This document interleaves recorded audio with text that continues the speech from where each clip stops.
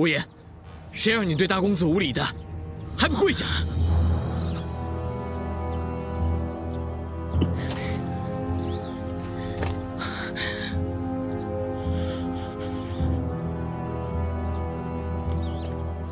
好了，你起来吧。谢谢大哥。无言，你先下去吧。走吧。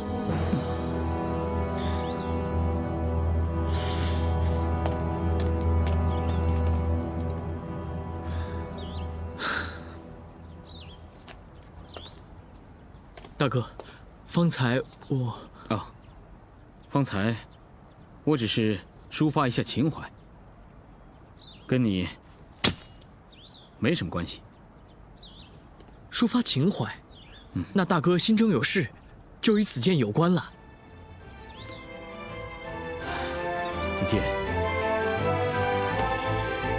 为兄眼中你还生年少感情，只是怎明了？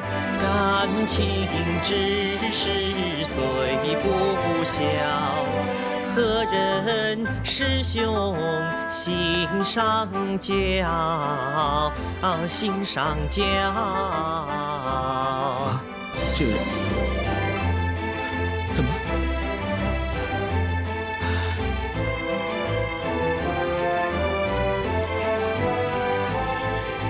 提起此事，岸上怀深情，不敢说出来。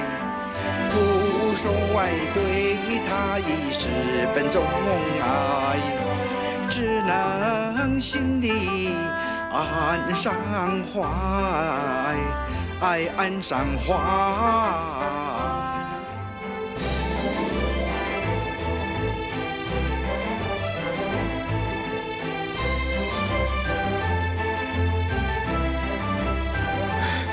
对了，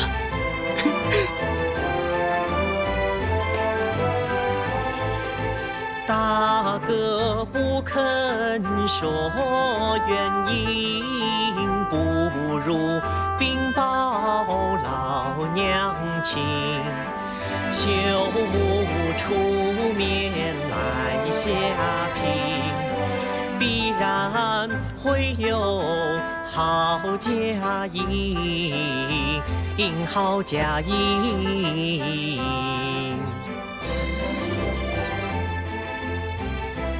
子建，你知道为兄的心上人是？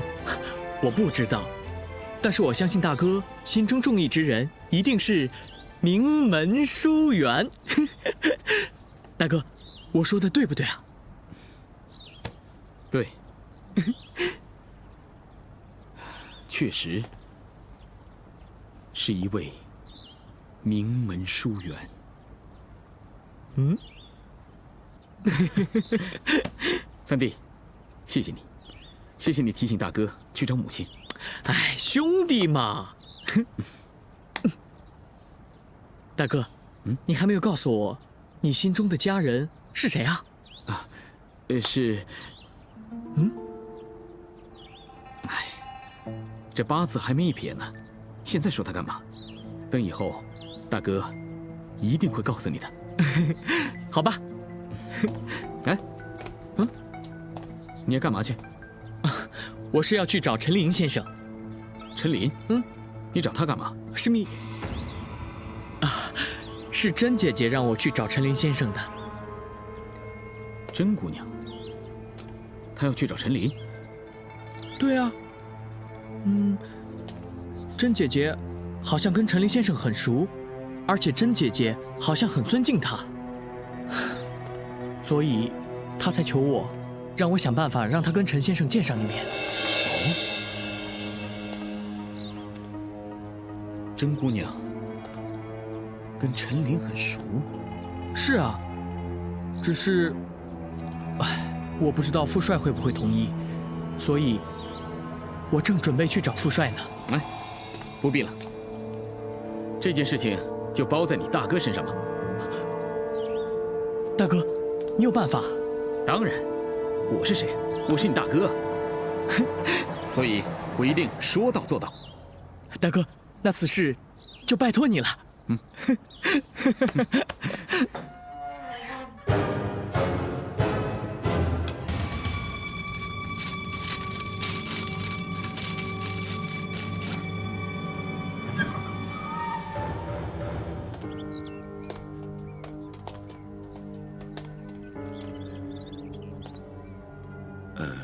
公子是啊，罪臣叩见大公子。哎，陈先生，快请起。谢过大公子。陈先生，你我素未谋面，你怎知我就是子桓？在曹营里，除了大公子曹丕之外，何人有如此英姿勃勃、轩昂俊拔的人品呢？陈先生，不敢不敢。子桓这次来，一来是为了看看陈先生啊，微臣不敢。这二来，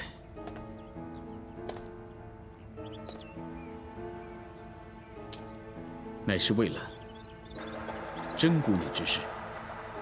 哦，甄姑娘的父亲甄毅跟罪臣乃是八拜之交，不知大公子的意思是？啊，我是想请陈先生去看看甄姑娘，以解她心头之闷。哦，不知大公子为何这么关心甄姑娘啊？我当然关心她，因为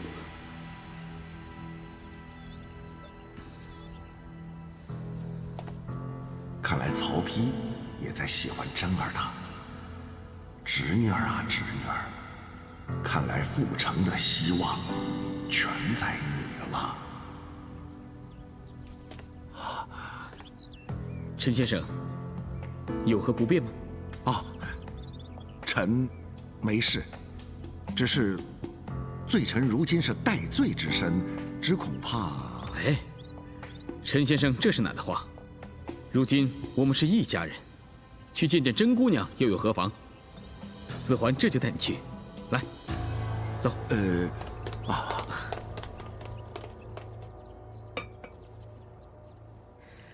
老爷。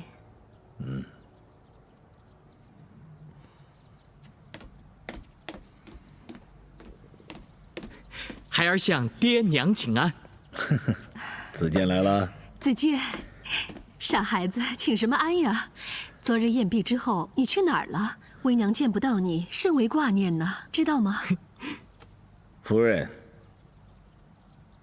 孩子大了，自有他的事情，不必如此挂念。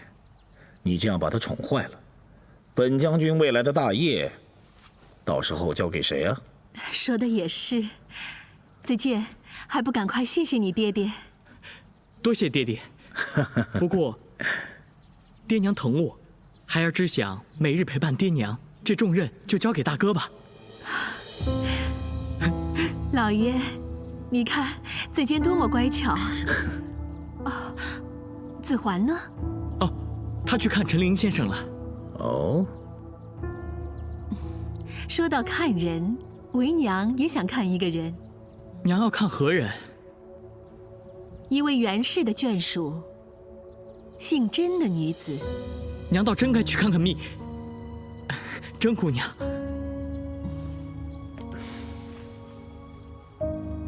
子建，那甄宓你是见到过的，你有何文词形容她呀？嗯？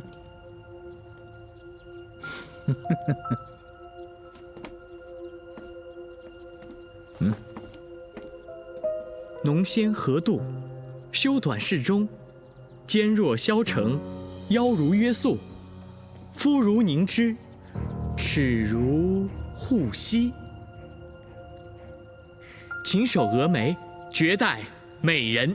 好，夫人，子建形容的好，形容的妙啊！此番形容凸显了我子建的文采啊！也凸显了老爷您的情怀啊！哎，夫人，不许胡说！子建母亲，这女子真的有你形容的这么美吗？为娘实在是难以相信。母亲，美貌言辞难形容，如花解玉赛芙蓉。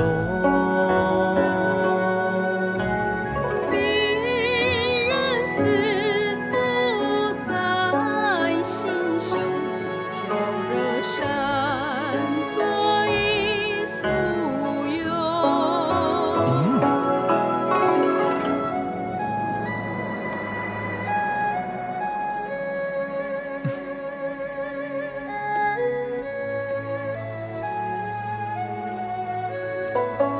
非也。知书达理识大体，天地灵秀一真情。岂不满怀你爹爹，美人上门去作陪。夫人，看你说的呀，本将军岂是这种人？是啊，母亲，父帅每日操劳公务，而且礼贤下士，陈琳投效就是最好的证明。夫人，你没听子建说的吗？本将军没有你想的那么不堪。子建，方才说到了礼贤下士，有一位名士叫崔琰，你可知道啊？孩儿知道，此人原为袁绍之术，但因政治不容于袁家，所以称疾托病躲回家中，乃是一位奇人。那你觉得为父如何才能将他招入麾下？见其亲从，亲自登门拜访。那为何不让他自己前来呢？若非如此，怎显出爹求才若渴的心胸呢？好，很好。还有一人，若得此人，邺城必民心归一。何人？杨修。杨修。那个人恃才而骄，又是那淮南王袁术之生，恐怕没那么容易吧。正因如此，才能让世人知道爹是唯才是勇。子建，这件事情难道还需要为父亲自去吗？孩儿去办也可以。好啊，我的子建果然是长大了。好了，你们父子俩都在我的房里谈论军国之事，那我是不是应该去拜访一下甄姑娘呀？夫人既然要去，那就去吧。我有事要办。子建，你陪你母亲去吧。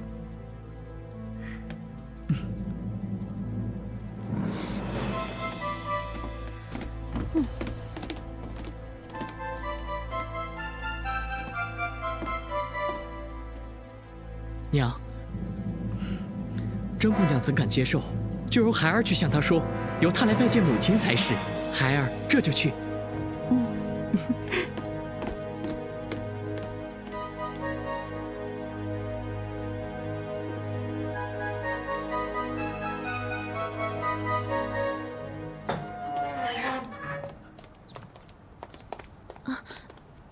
参见大公子。哎，免礼。姑娘，不认识陈大人吗？拜见陈老爷。不必多礼。你家小姐呢？小姐在房间里呢。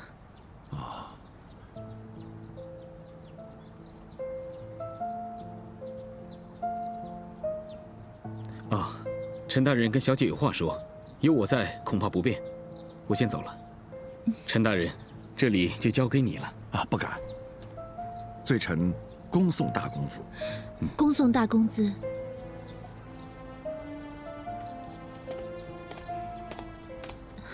陈大人请。小姐，陈大人来了。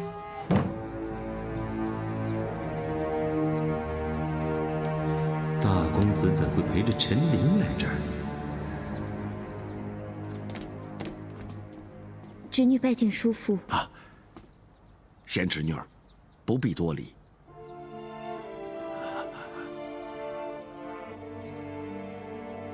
你受委屈了。侄女倒没什么，倒是叔父您受委屈了。我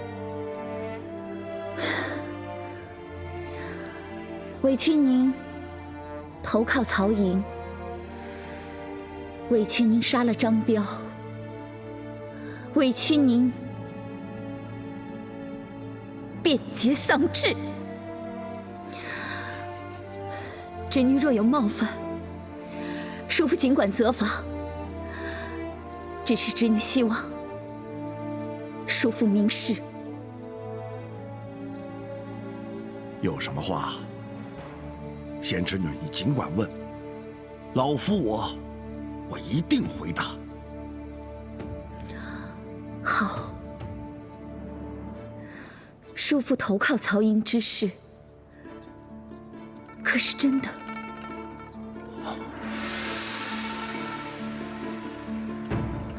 没错。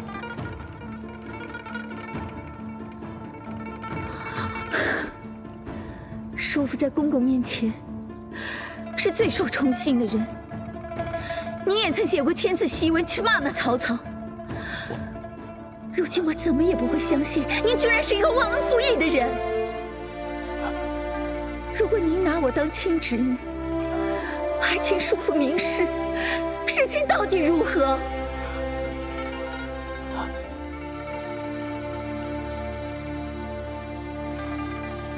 没错。既然主公能够宽大胸怀，不计前仇，我是真心投靠于他。那张彪是我亲手杀的。你无耻！公公那么器重你，你居然忘了公公的仇恨！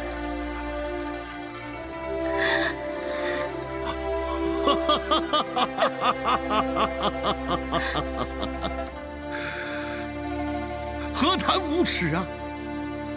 啊，袁绍他不是被曹操杀的，是因为他中箭缢闷而死，邺城失守，也是因为你的丈夫的大哥袁谭跟他的三弟袁尚，他们之间相争，而失去了自我，所以跟曹操没有任何关系。你。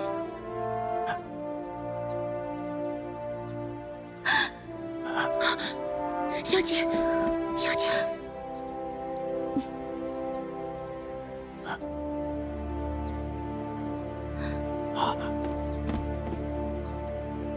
我家主公非常欣赏你的美貌，所以让老臣前来说服于你。老臣自从投诚以后，还未建功，所以希望你能够听从劝解，千万不要辜负了这桩奇世姻缘呐！啊？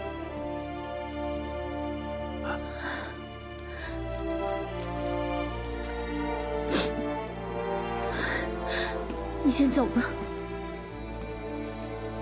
好，那希望侄女儿能够想清楚啊。老夫告辞了。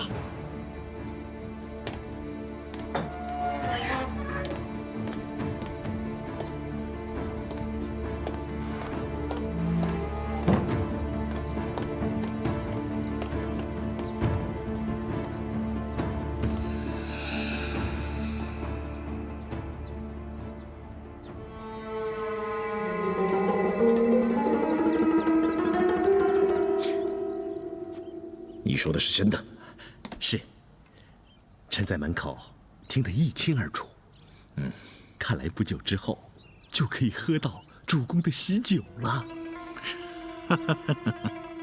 哎，别胡说！就算甄姑娘那边同意，这夫人那边恐怕……主公，大夫人有此雅量啊！主公已有18位妻妾，再多一个也无法。正所谓天人天福气啊！主公能得到闻名天下的甄大美人，那更是福上加福啊！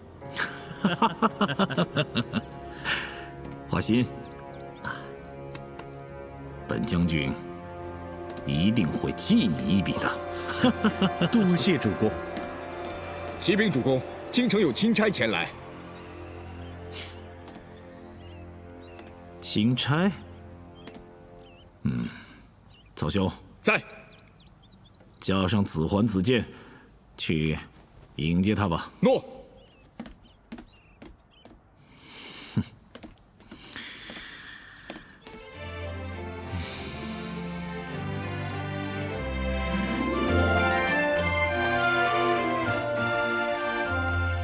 此物如今已完成，抱在怀中向前行。自荐专程来相赠，希望密结笑盈盈，但愿密结能开心。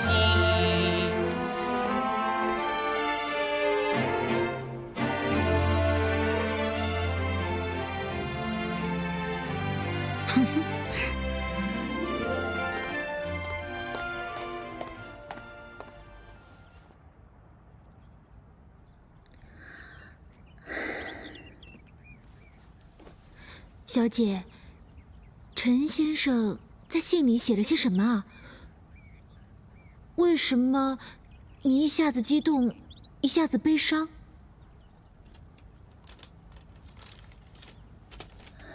叔父他用心良苦，卧底在曹操身边，意图复成。哎，这是好事啊！小姐为什么要难过呢？可他让我自愿去侍奉那曹阿瞒。小姐，陈先生怎么能让你去做这种事情呢？那你要怎么办？我也不知道，我该怎么打算呢？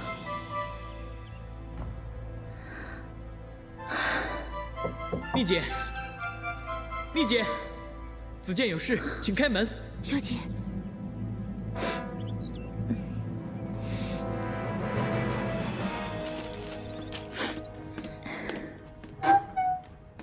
三公子，你看我带来了什么？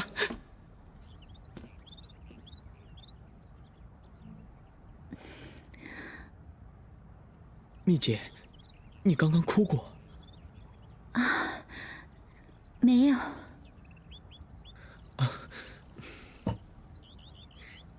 蜜姐写诗还是写文？我看看。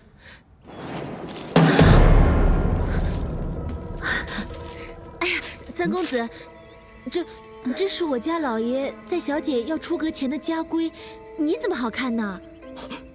对不起，不知是令尊的手稿，子建实在是……小姐，这是蜜姐原来之物啊。子建将蜜姐染血的枕头稍稍整理了一下，蜜姐你可喜欢？玉漏金带，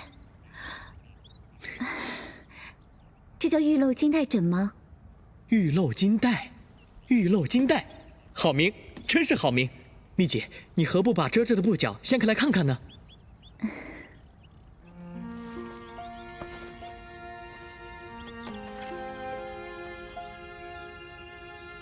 玉洁不沾尘，漏心深凝神。金殿贴绣叶，带系魂梦牵。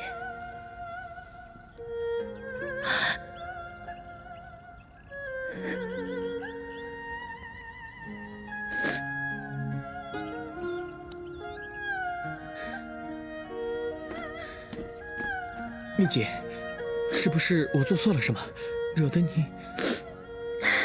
子建，你对我真好。这个枕头，我会好好珍藏。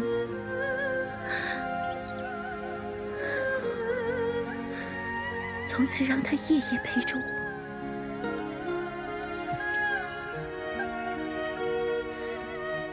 蜜姐，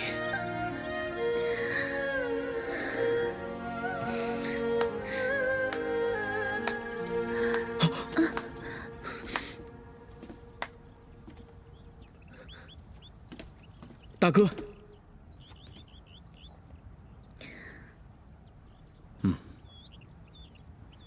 刚才在门口，恰听姑娘吟诗作赋，情不自禁忘情而入，还请姑娘不要见怪。甄姑娘才华异美，子桓真是自叹不如啊。大公子，刚才那诗是三公子做的，妾身只是代为吟咏而已。哦。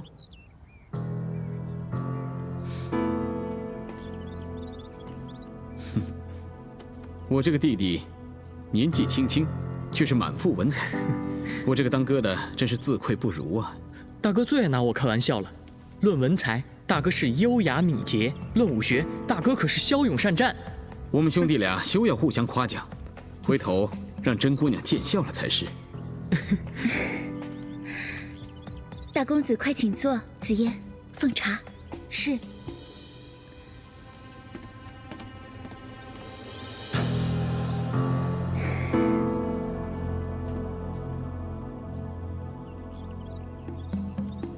大哥，蜜姐让你坐呢。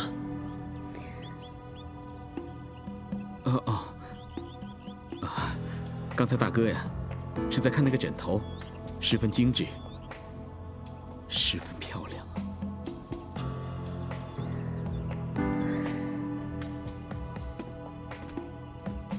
对啊，不如大哥做个雅正，蜜姐取此枕为玉漏金带枕。哦。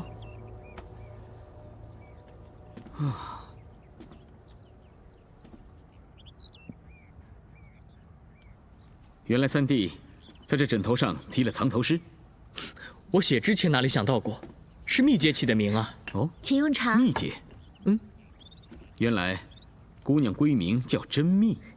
才不是呢，小姐的乳名叫甄儿，是三公子替小姐起了一个福的名。紫嫣。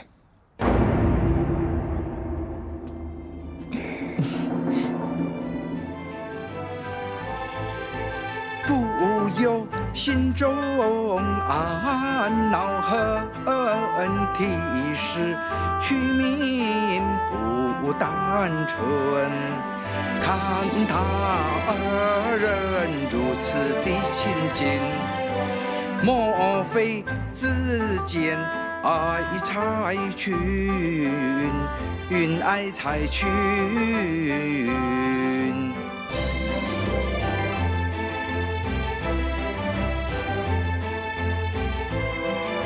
公子。多日梦你来关怀，切身感激在心怀。若有冒犯莫见怪，一茶代酒赔礼来，赔礼来。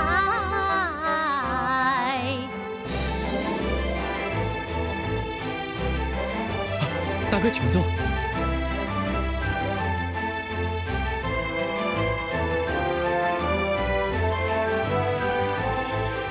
密结世界各师兄，自荐端茶行一程。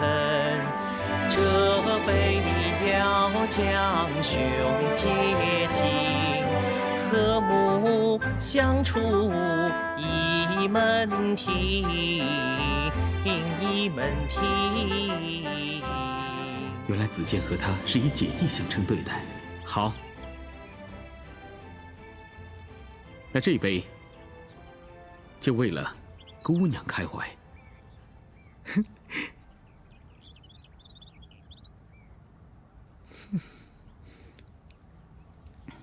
哎，这就对了嘛。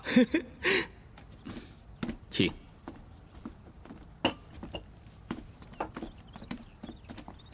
大哥请。请。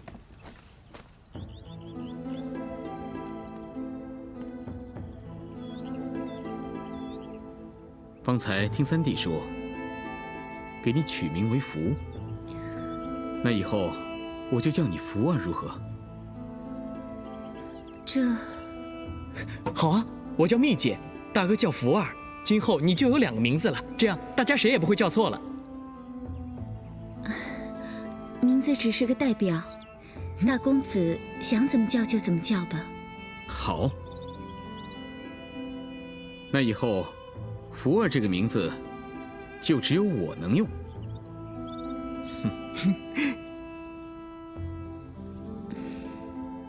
看来大公子真的喜欢上我家小姐了，而小姐却不时瞄向三公子。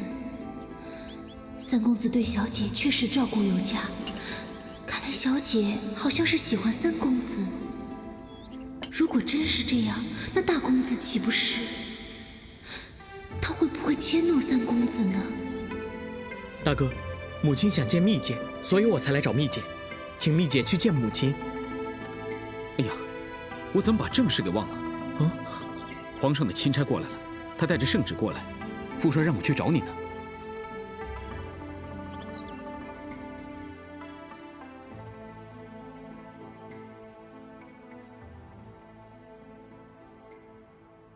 圣旨到！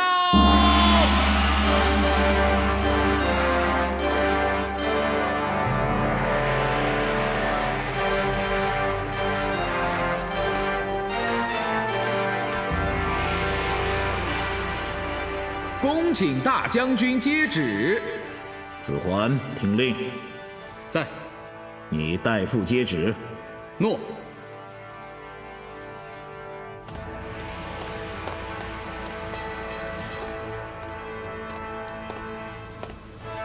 曹丕，代父接旨。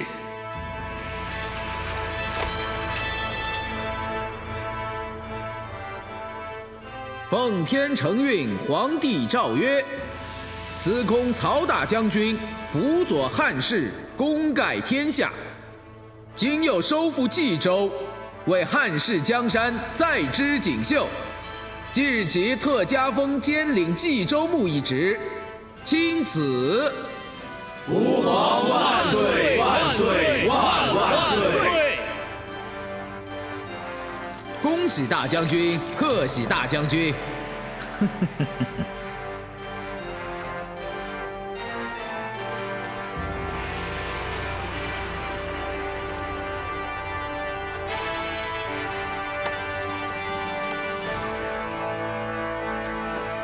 恭喜主公，贺喜主公！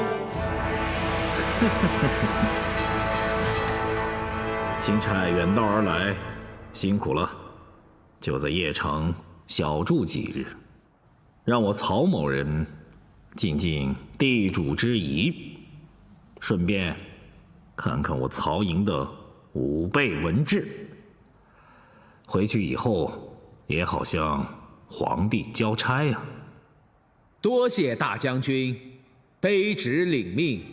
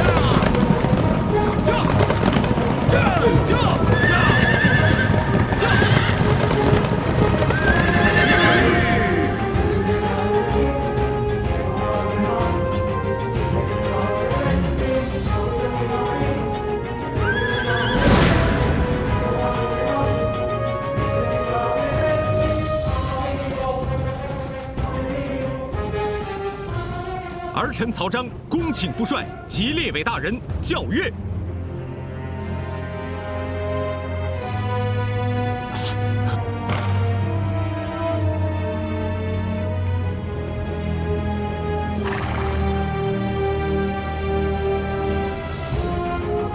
子桓，诺。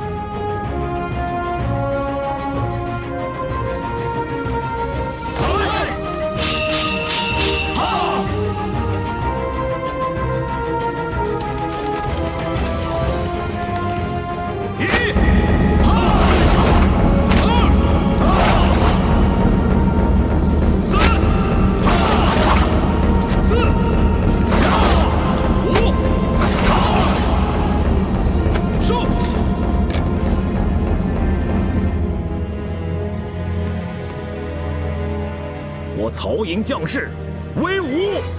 威武！威武！威武！威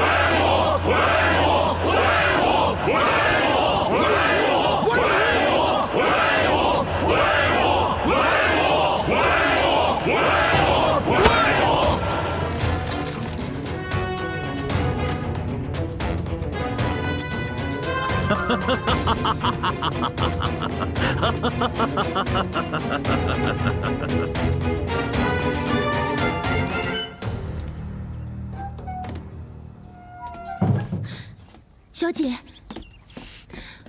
我听说皇上派钦差前来封曹操为冀州牧。曹操不但检阅大军，如今更在大厅上宴请钦差大人，他们在同欢。啊，我还听说，曹操如今被皇上宠着，已经凌驾所有的大臣了。既然曹操被封冀州牧，看来他的势力越来越大。我们，紫嫣，他们有没有叫人来请我去？华歆确实来找过小姐，说是曹操想请小姐一起参加他的庆功宴，但是在门口就被我挡了回去。我跟他说小姐身体不适，而且小姐不善饮酒，不方便前去。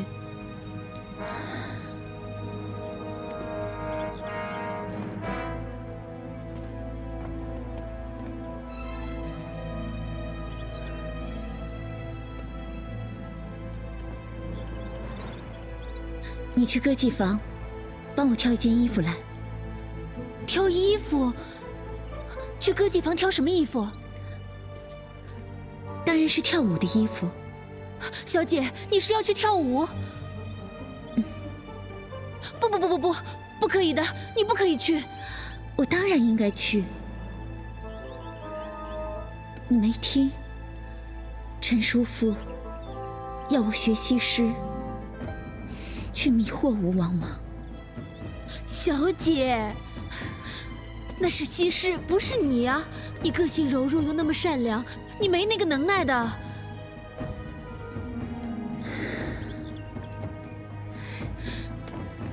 再说了，小姐，你忘了三公子对你有多好了？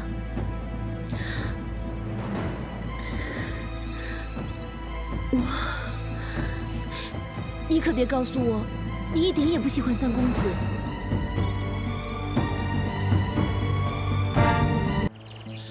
目前我们兵马不足，还不能够轻举妄动。二哥，可我想，如果我们能把大哥的兵马给借过来，借过2位公子。吴强，怎么样？那曹老贼加官进爵，而且他向钦差展示了他的军力，大兴演习。听说什么？快说！听说他让公子的夫人陪同一起参加庆功宴。曹贼！我袁熙杀不了你，我誓不为人。哎，公子，你要干什么去？我要潜回府中，杀了那个老贼，救出母亲和真儿。这万万不可！你没听武强说吗？如今那老贼加官进爵，正在展示兵力，现在可不是报仇的时机。就是因为他今晚宴请宾客，守城必然松懈，我趁此机会潜回府中，取他的项上人头。哎，二公子，就算他今天晚上宴请宾客，但是现在邺城都是曹军把守，我们若要报仇，还需再等待时机。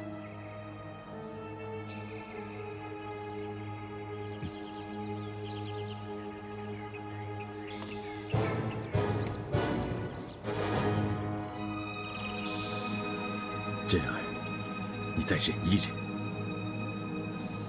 我很快就会来救你。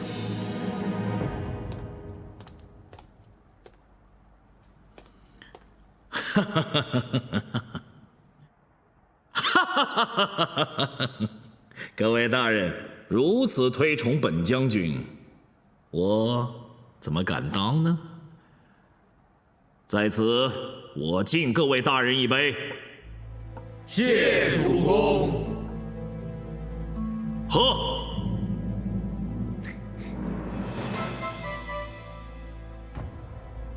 啊！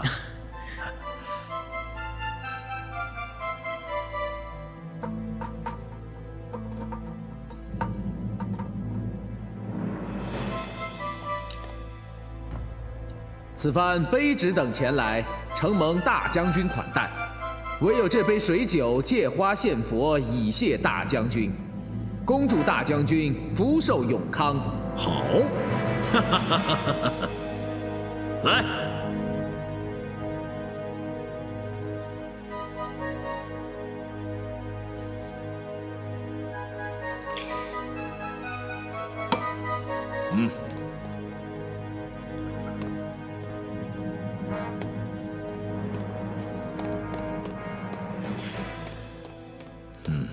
主公，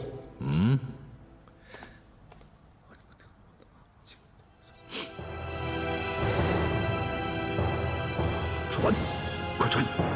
诺。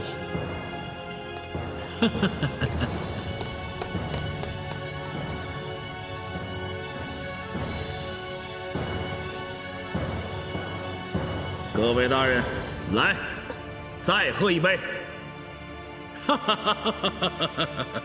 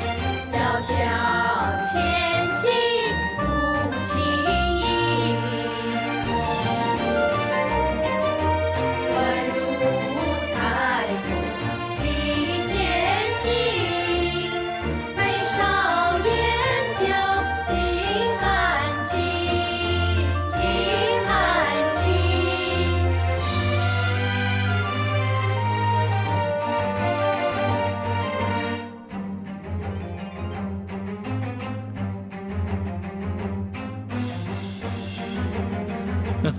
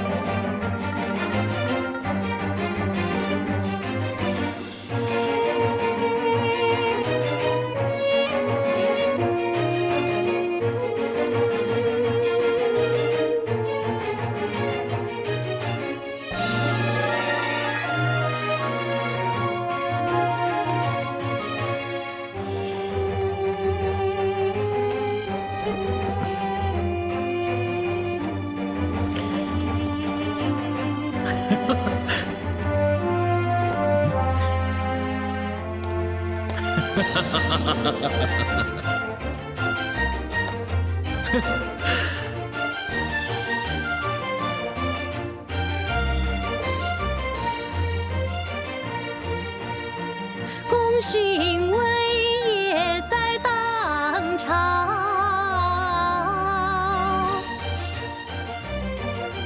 名留青史万代教，满门光彩与荣耀，举世望中四海遥。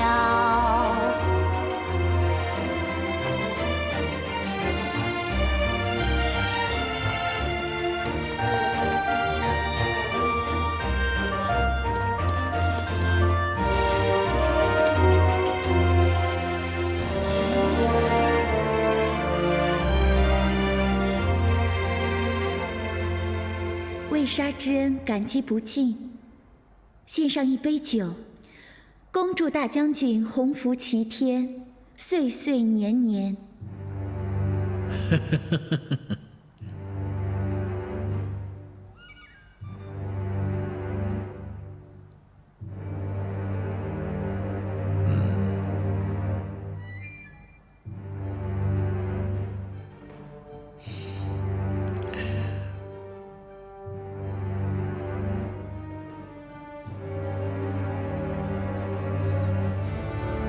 美人敬的酒，果然香啊！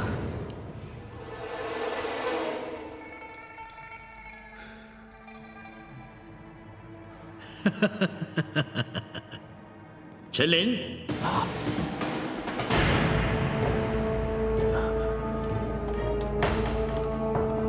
臣在。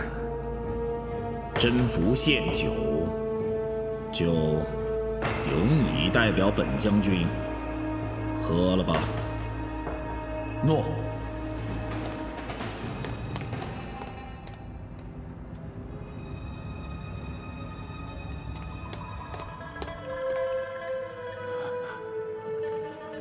陈琳，谢主公赏赐。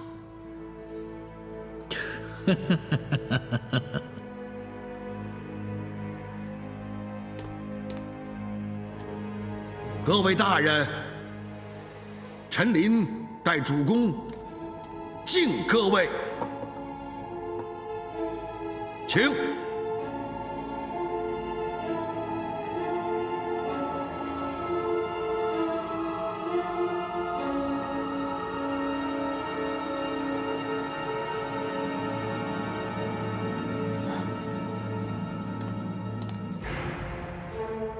谢主公。哈哈哈哈哈哈！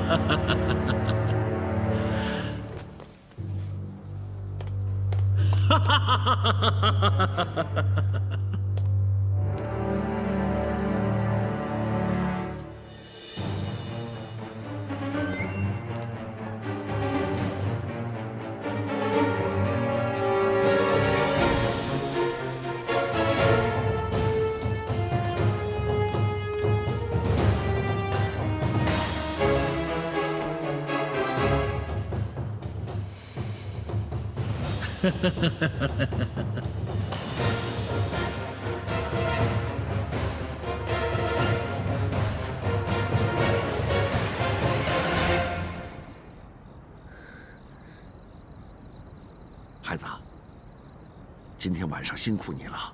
叔父，您交给我的重任，我难以完成。不，你今晚做得非常好啊！哎，你知道吗？那曹丕也非常的喜欢你呀。很好啊，啊，我是借着酒醉后头疼，悄悄地溜出来的。我不能待的时间太长。你要记住，一定要引起他们曹家父子相互争斗，这样我们阜成大业才能实现。而且我们不光是要杀了那曹操，那曹丕也是一个非常可怕的人物啊。叔父啊，在您未入府之前，我听曹操曾说，他已将我婆婆送出城，您可知道送往何处？不知道啊，城里城外都有我们的人。倘若袁夫人真的出了城，我的人一定会告诉我们的。所以老夫想，袁夫人恐怕是凶多吉少啊。婆婆，孩子，现在不是伤心的时候，你要记住，要想复城，一定得消灭曹家所有的人。记住啊！啊，我不能待太久了，我得回去。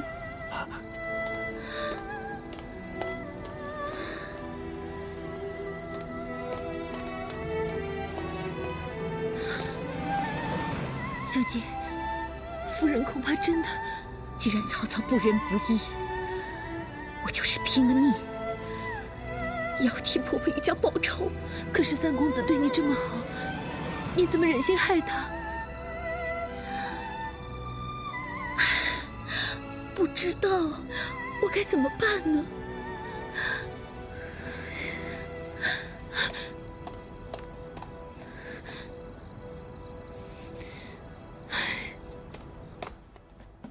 他们刚要过来，钦差大人就来了，说皇上封了爹做冀州牧呢。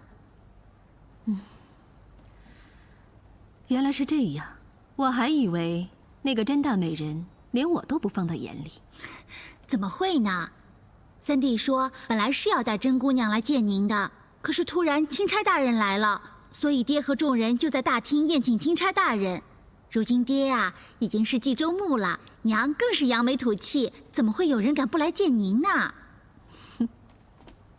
你呀，就你这张小嘴厉害，整天都帮着你三弟说好话。不帮能行吗？娘每天心里惦念的都是三弟长三弟短的，我要是再不帮三弟说好话，恐怕就要被扫地出门了。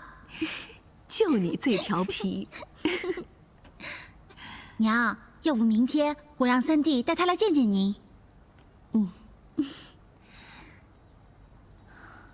怎么，娘是不是在担心爹啊？是啊，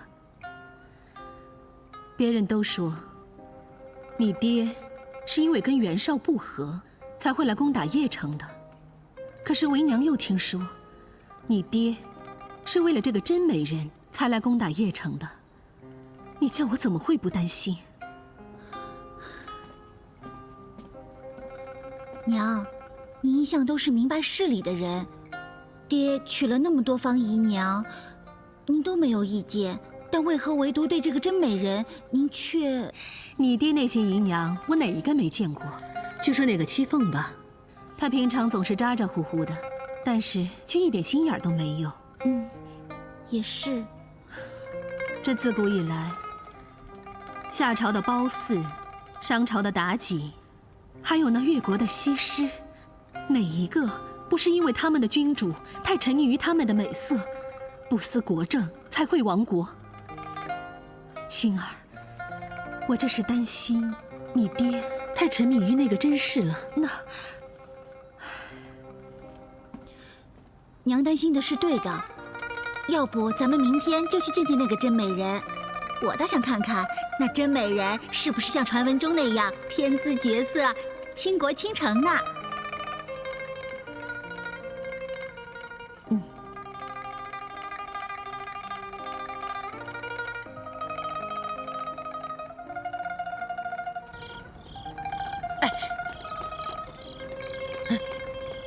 我不知道，刚才看蜜姐献舞和前次表现的居然判若两人，我不明白，所以我非得来问问她不可。我不管，就算她睡着了，我也要把她叫起来。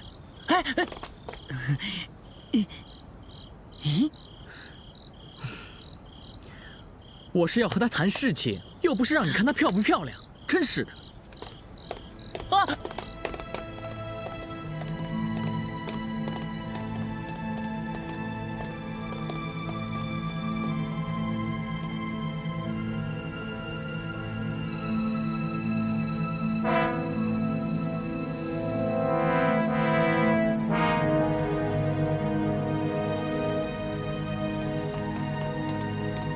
子建，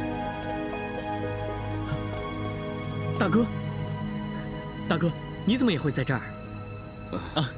三公子，大公子是担心刚才甄姑娘在大厅献舞太累了，所以过来看看她。大哥也是来看蜜姐的。对，三弟，你也是来看甄姑娘的。我看蜜姐这次跳舞和以前大不相同，我想问一下蜜姐为什么会这样？是啊，她这次跳舞的确跟以前大不相同，所以我们就一同问问她，好不好？好。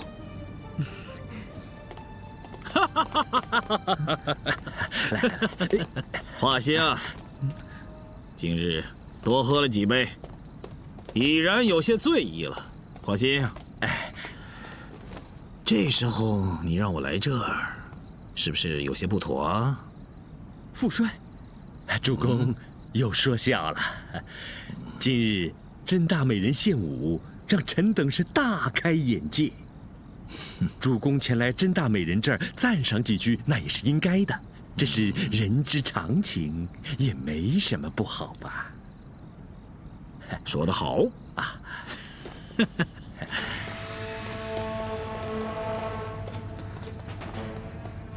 参见父帅，参见大公子、三公子。大公子、三公子，你们两个怎么会在这儿啊？我们看甄姑娘跳舞跳得累了，所以我跟三弟过来看看她。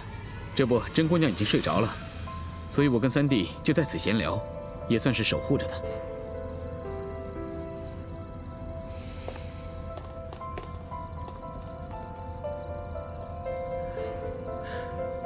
大公子、三公子，甄姑娘真的睡着了吗？对啊，真的睡着了，不信你们三弟。是，已经睡了。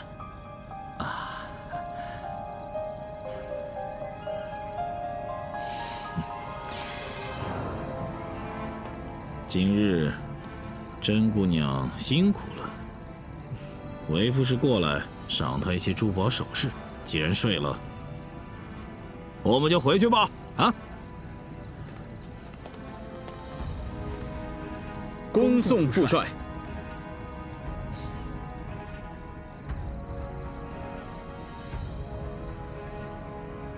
子桓、子建，你们为何不走啊？我们就走。是的。甄姑娘今天跳舞累了，谁也不能打搅她。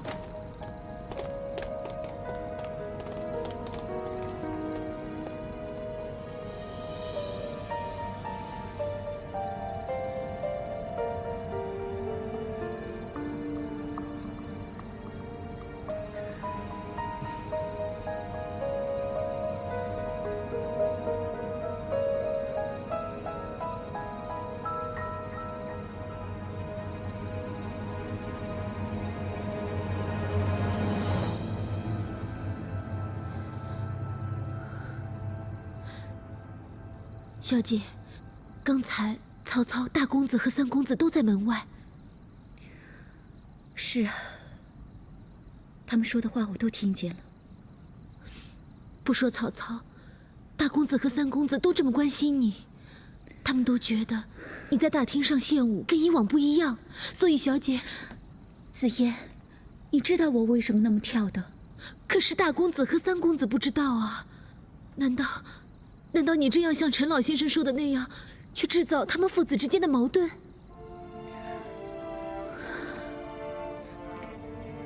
我现在心里很乱，我不知道该怎么回答你。小姐，你可以先别回答我，也别急着做任何决定。紫嫣只是希望小姐你可以好好的想一想，如果这件事情被三公子知道了，我想三公子一定会很难过的。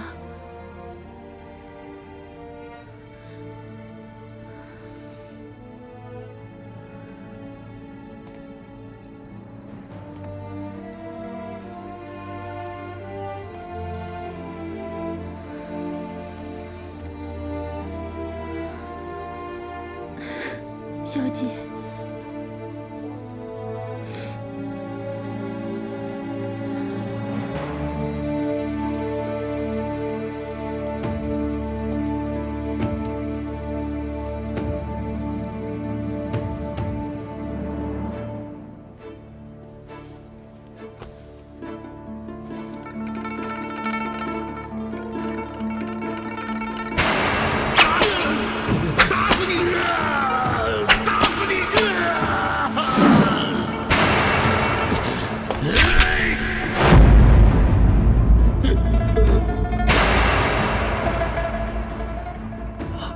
张彪啊，真是委屈你了。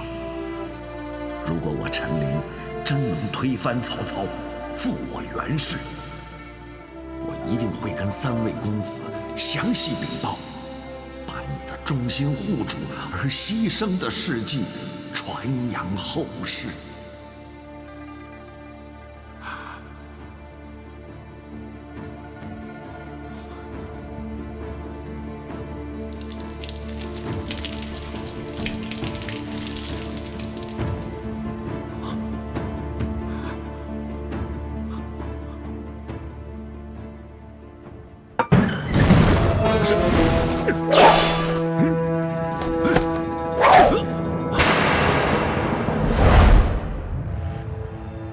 你是谁？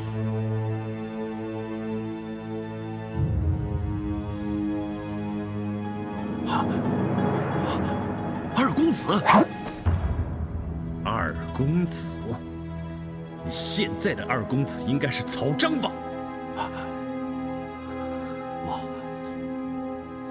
你这个无耻的叛徒！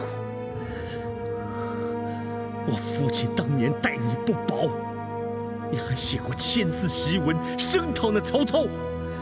想不到你如今便捷投靠了敌人，还活活害死了张彪。似你这等奸佞小人、忘恩负义的东西，我袁熙今天绝对不饶你！等等，你还有什么话要说？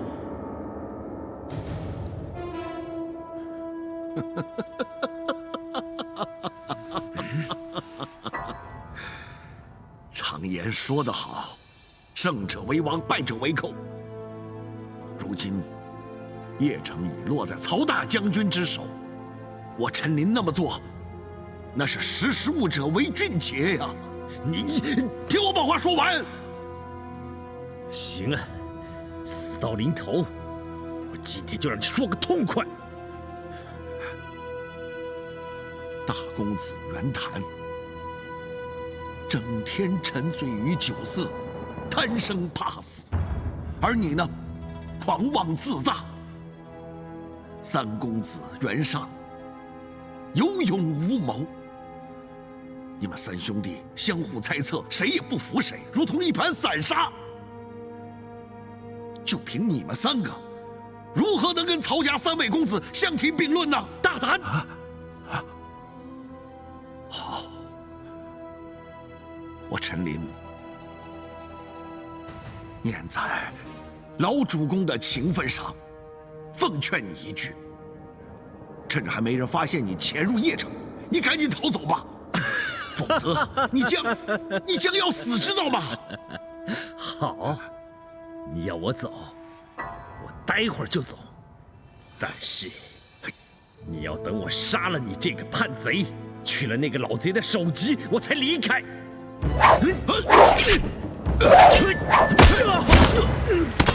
先生，先生，先生没事吧？臣没事。多亏了主公前来相救。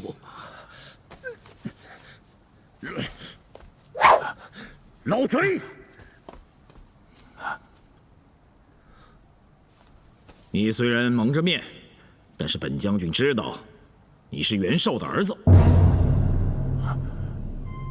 刚才你与陈先生的对话，本将军都听见了。他念着旧情，放你一马。本将军也看在袁绍的面子上，饶你一命。现在，你赶紧走吧。笑话！我袁熙既然今天敢进来，就没有想着活着出去。就算我要死，也要杀了这叛贼陈琳，还有，就是取了你的项上人头，看剑！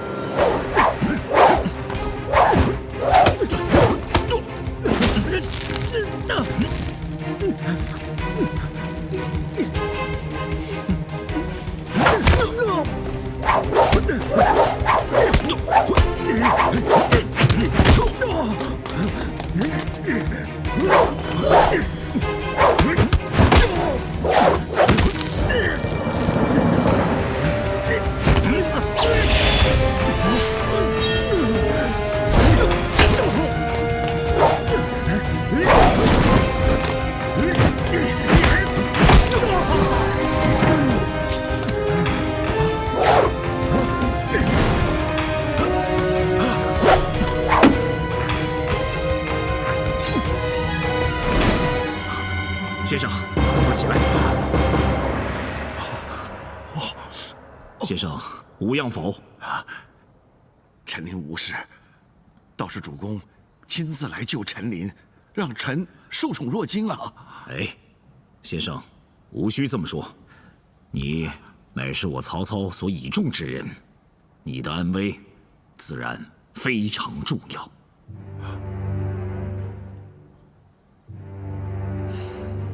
来人，在！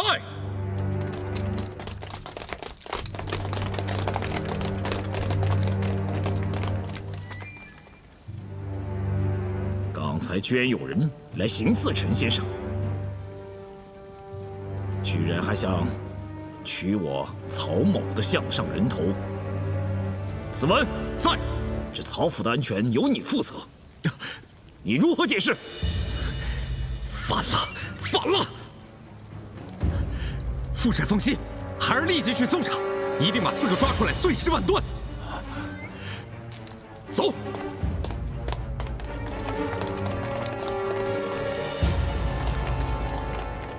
子桓，在。我知道你心比较细，你带着人手仔细地搜查府内，如发现有谁藏匿刺客，杀无赦。诺。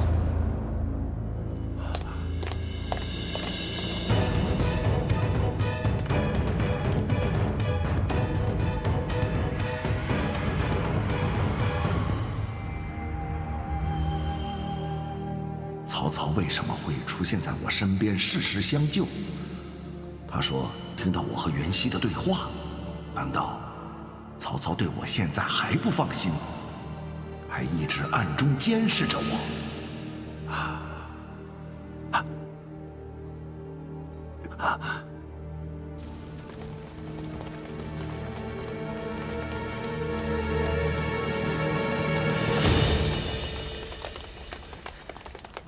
给我好好的搜查，一定要把刺客给我抓出来。曹府的安全由我来负责，如果找不出刺客，我的脸就丢光了。搜，走，走，走。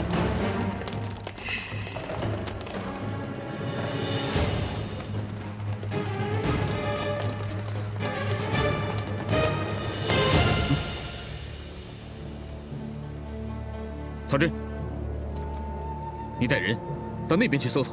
诺，你去那边。诺，你们几个去那边搜。诺。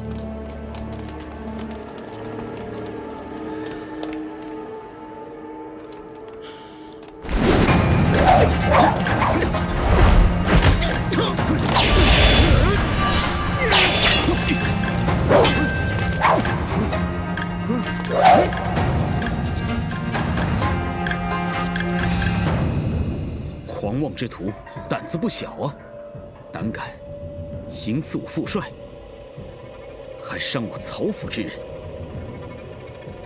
竟然蒙着面，遮遮掩掩，怎么见不得人吗？把蒙面巾给我乖乖拿下来，要不然……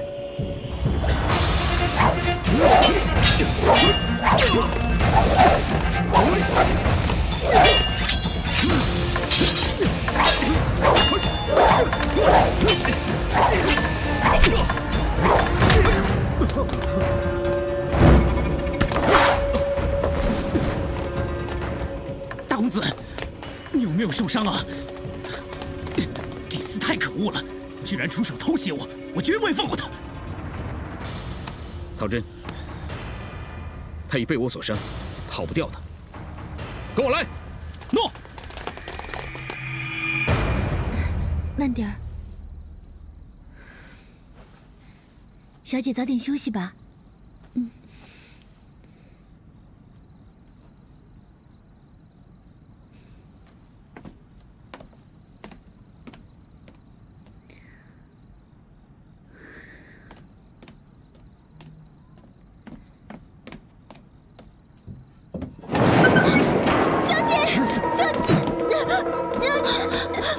什么人？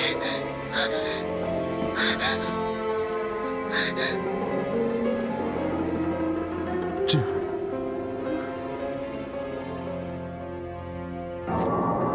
是我，你的丈夫袁熙。二哥，到底出什么事了？有个不长眼的毛贼想行刺父帅。什么？有人要行刺父帅？那父帅他？啊，父帅没事，倒是老子的脸都被丢光了。啊！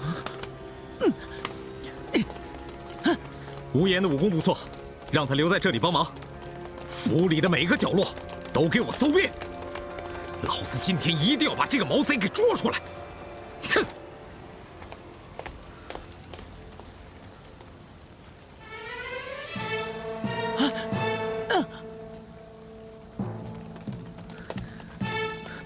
无言，你所指的方向是蜜姐住的地方。不好了！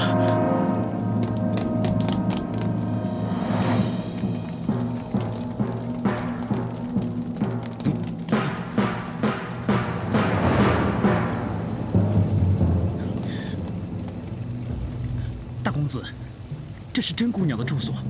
你们四处搜查，我过去看看。诺。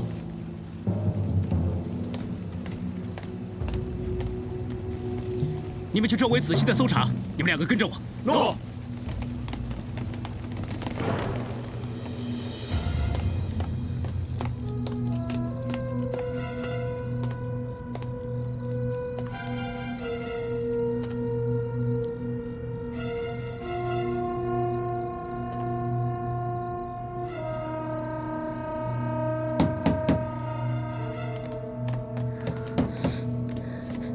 小姐，是谁啊？是我，曹丕。是大公子啊！别啰嗦，快开门。甄姑娘睡了没有？我家小姐她已经睡了。紫嫣是谁啊？是大公子。你跟大公子说，我已经睡了，我不想见客。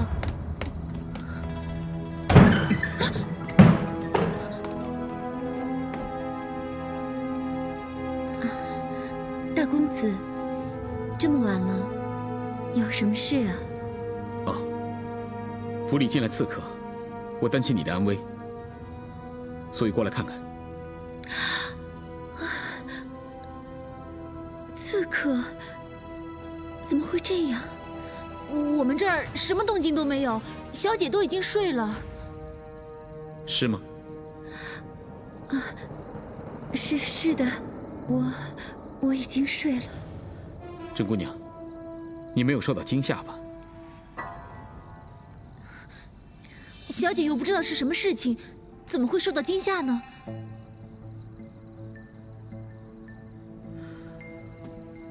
副帅说，如果有人藏匿刺客，一律处斩。不，我们这儿真的没有人来，怎么可能藏匿起谁呢？对了，大公子，到底是谁入府行刺，又要行刺谁？这你不用管。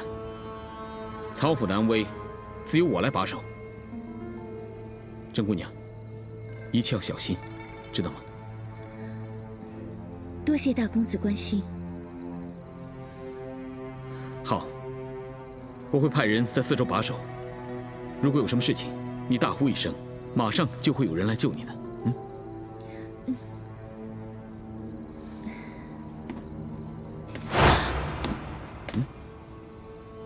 恭送大公子。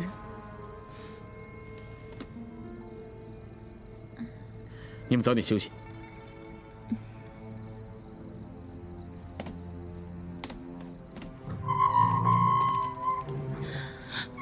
小姐，进去吧，快！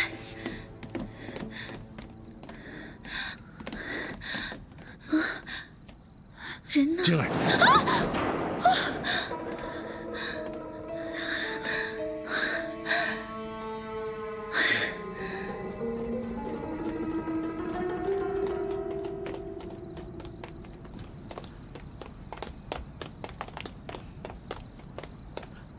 大哥，免礼。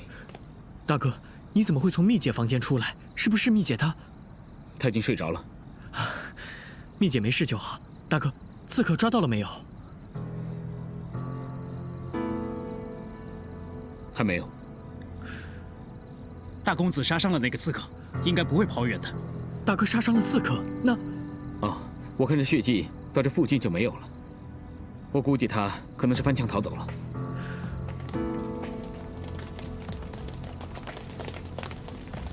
大哥，二哥，三弟，你们也在这里，有没有找到刺客？哦，还没有。蜜姐没事就好。爹已经为这件事生气了，如果再吵到甄姑娘，爹肯定会骂死我的。为什么？还问我为什么？难道你不知道爹他对甄……二弟，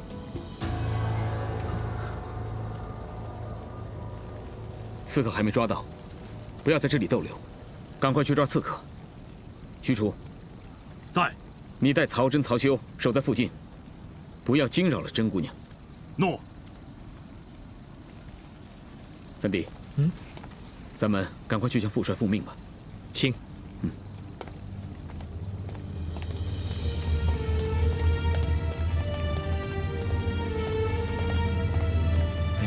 大哥怎么突然这么大声，吓我一跳。许褚，在。你们要好生看着甄姑娘，别让她出事，否则我爹第一个饶不了你们。诺，二公子放心吧，我会照顾好甄姑娘的。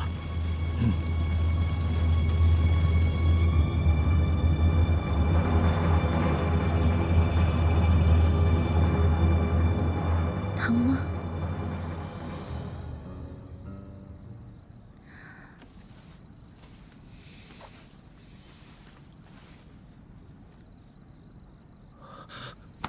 真儿，我太想你了。别，二公子，你这是干什么？哼，我干什么？她是我老婆，我怎么亲不得了？你如今身处险境，怎么还有心思去亲小姐？哼，笑话，身处险境，这整个邺城都是我袁家的。这间房间也是我母亲的。只是现在他们把这房子给我家小姐住了。那我母亲如今到底在何处？袁夫人和女眷们都已经被送出城去了。胡说！探子来报，说确实看到有一批女眷被送到邺城外，但是怎么都没有发现我的母亲。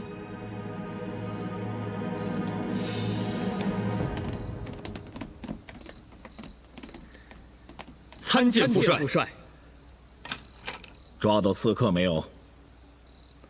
里里外外搜遍了，并没有找到刺客。副帅，您看清楚那个刺客是谁了吗？他蒙着面，不过我知道，他是袁绍其中一个儿子。对了，有没有吵到甄姑娘？没有，我去的时候，大哥正好从他的房间出来，